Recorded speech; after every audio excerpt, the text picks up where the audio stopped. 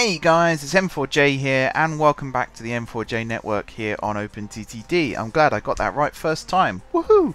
Right, I'm recording the first few episodes of this series back to back. So if you have left comments on episode 1, first of all, thank you very much. I will reply to them in the comments section so you'll know that I have read them, whether it's just giving it a thumbs up or actually typing a response.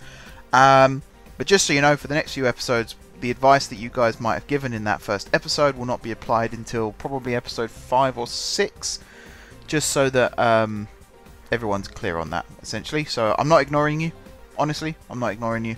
All your ideas are great, most of the time. I'm just making sure that everyone knows, yeah, I'm not always going to be, what's the phrase? What's the phrase I'm looking for? I'm not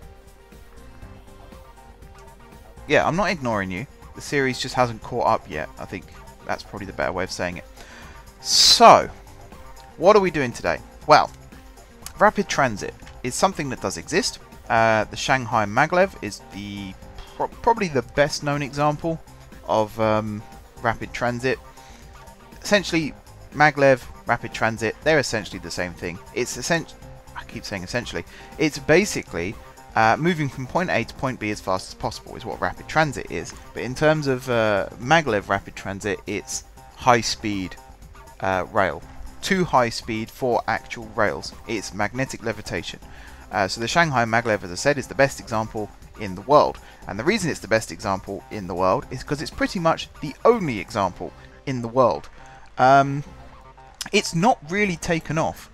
There's been a lot of concerns with the viability of rapid transit. One of the biggest concerns is to do with radiation, believe it or not, because in order to produce enough magnetic force to levitate a train that could weigh a few tons, let's be honest, like 100 ton, well, maybe not 100 ton, but somewhere between 0 and 100 ton train, you need a lot of electrical power, and electromagnetism is a form of radiation, or radiation is a form of electromagnetism. They both appear on the same spectrum. So particularly in Shanghai, there's a lot of concern about the levels of radiation around the track. I think it has now been passed off as it's perfectly safe, there's nothing to worry about, but at the time of recording this, it's still not 100% known just what the implications are with having that amount of power so close to people's homes, essentially. So that's one reason why it's not taken off. Another reason is the cost. It costs a lot to build a monorail. So, you know, Walt Disney, when he was alive, he really wanted to pioneer the monorail as the modern form of transport. And he succeeded in that there are monorail systems at 3 of his Disney resorts. Or, I say his, at Disney resorts. Disneyland, California, the Disneyland Resort obviously has the monorail there that connects Disneyland itself to California Adventure and a couple of the hotels around the place. The best example is Walt Disney World, where they have the 3 monorail lines. They got the Resort Line, the Express Line, and the Epcot Loop. And also in Tokyo, which is not technically part of Disney, but connecting some of the hotels to Disneyland Tokyo, or Tokyo Disneyland, and Tokyo Disney Sea, there is a monorail system, but I believe that is actually owned and operated by the city of Tokyo and not by Disney, whereas the other 2 are Disney run and Disney owned. I'm not sure about, I think Hong Kong just has a metro line. I don't think it has anything else, and Shanghai, I believe, is the same, just has a metro line. But monorail costs a lot to build and it costs a lot to run. So scale that up and imagine how much it costs to build and run Transrapid, especially when there's so much more energy being required in order to levitate the train, to produce that magnetic force. And that's really what stopped Maglev from being developed, is the cost. It costs too much.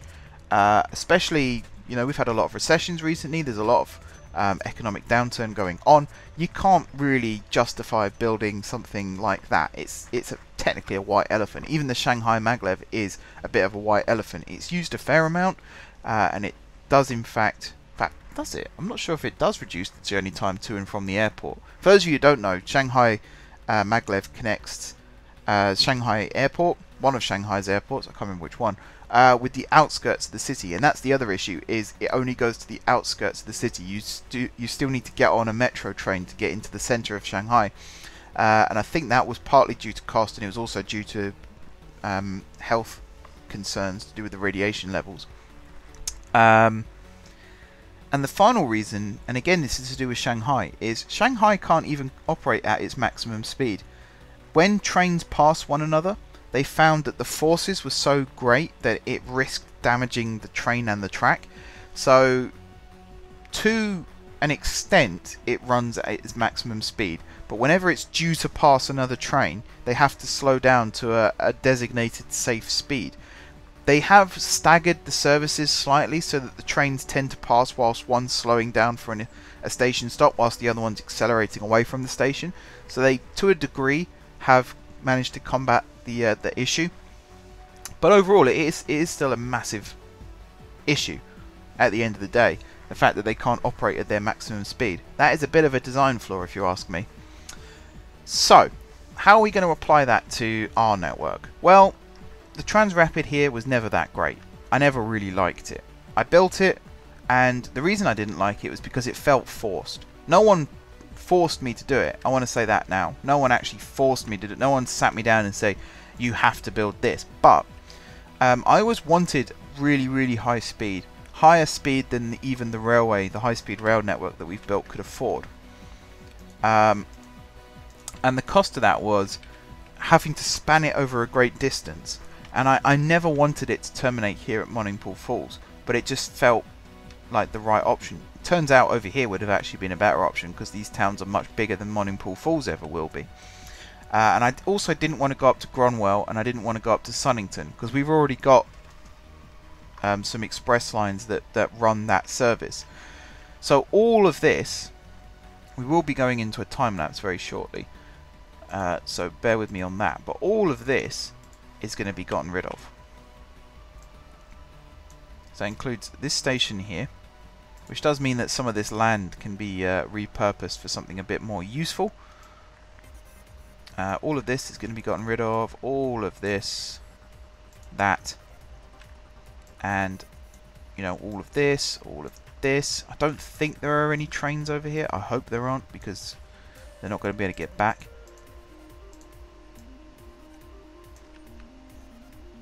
Yes. I think it's cool that it gives you a warning now that you're about to destroy something quite valuable when you think about it. Alright, and we can return the land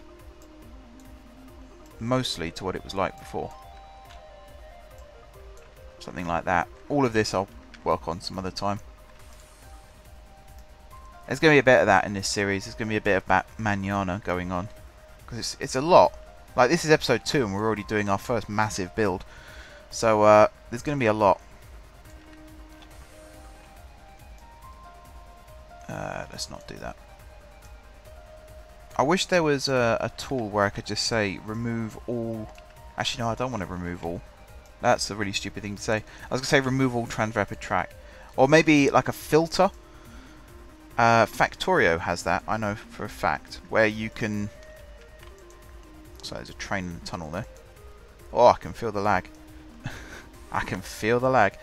Factorio has a thing where you can filter saying only remove inserters, and then you can scan across the entire map and it will only remove inserters. I wish you could do that here. Like, set a filter where I could say just remove all Transrapid track and then select from Guard City over to Moningpool Falls, and it just removes all the Transrapid track. That'd be awesome. How fast are you going right now? 375. Yeah. So that's why it's valuable to actually have this this connection. I am also at this point going to remove all of these orders. So all of the trains here that have shared orders that are behind the one I've just selected,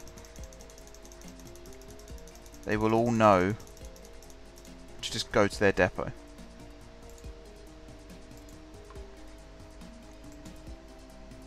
Send to depot. Good. They're already on their way. And I like this as well.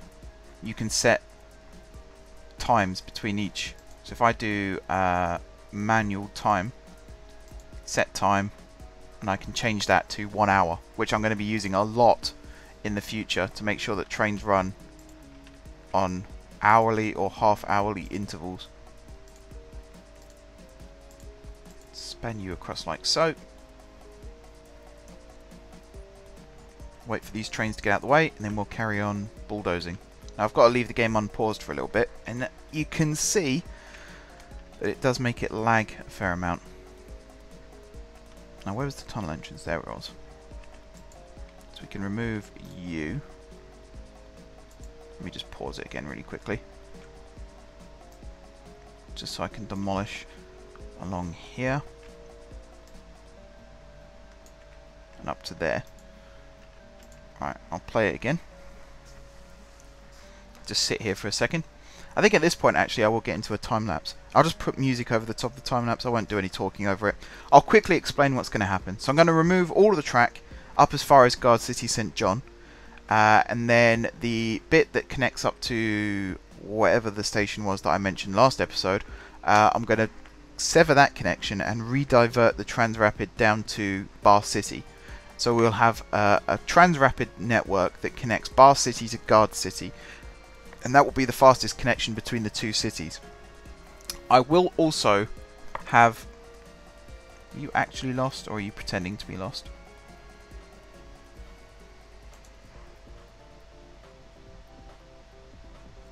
You don't look lost to me. What was I saying? I will also have the high-speed network connect up between Guard City and Bar City, but for the majority of the time it will just be... Oh, you're another one that needs doing. I keep losing my words. I do apologise. I will have the high-speed network connect Guard City and Bar City as well, but the Transrapid network will be the fastest connections between the two cities. I will run non-stop express services between the two, using the fastest train type.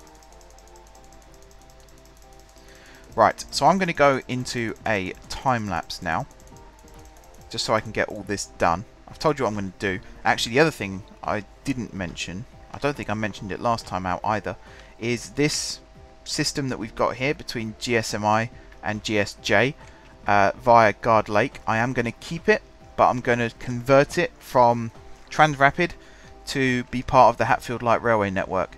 So somewhere, I'm just trying to think where, and it's going to follow pretty much the same route as well. So currently up here, this line terminates here at Slenston. I think I'm actually going to build a junction somewhere around here to allow for greater flexibility, and then over on this side, after it goes through GSJ, I'm going to bring it up this way and have another junction somewhere. Let me just work it out actually. So your HLR, oh yeah, and then it comes up this way. So actually somewhere over here would be quite a good place for it, because then it can come straight through there, up here, and then another big junction there. And that will connect then Renston over here, which is one end of one HLR line, and I'm just going to check actually. You don't go to Slenston, do you? God, not that I would be able to tell anyway. I think you go... Oh no, you do go to Slenston. Alright, I might have to change that then. That was the original plan. But yeah, we're going to have an HLR line run through the centre of Guard Lake and onwards that way. So, I'm going to quickly say my goodbyes now. It will be a time lapse, like I said. And the next episode, we're going to be doing some... reintroducing some trains, actually. Yeah, we're going to be reintroducing some trains using the new speed limit system that I've created. So, until then, guys, thank you very much for watching. Don't forget to leave a like if you enjoyed the video, and I suppose I could say now, if you're enjoying the series, drop some comments down below with ideas for future episodes. Also, go check out the name suggestions, providing it is up and running by now. Hopefully it will be. I mean, I've just got to change what the link... trying trying to remember how to do it now, thinking about it. I'll do that off camera, it's fine. But go check out the name suggestions, leave your suggestions there. They're always appreciated. Same rules apply as they always have done, so I don't need to go over them again, hopefully. Although if you're not sure, if you're new to the channel or anything like that, leave a comment down below and I will get back to you and clarify that for you as well. If you haven't already subscribed to the channel, be sure to hit the subscribe button and click the bell notification. If you have already subscribed to the channel, thank you guys for continued support. Also hit the bell notification.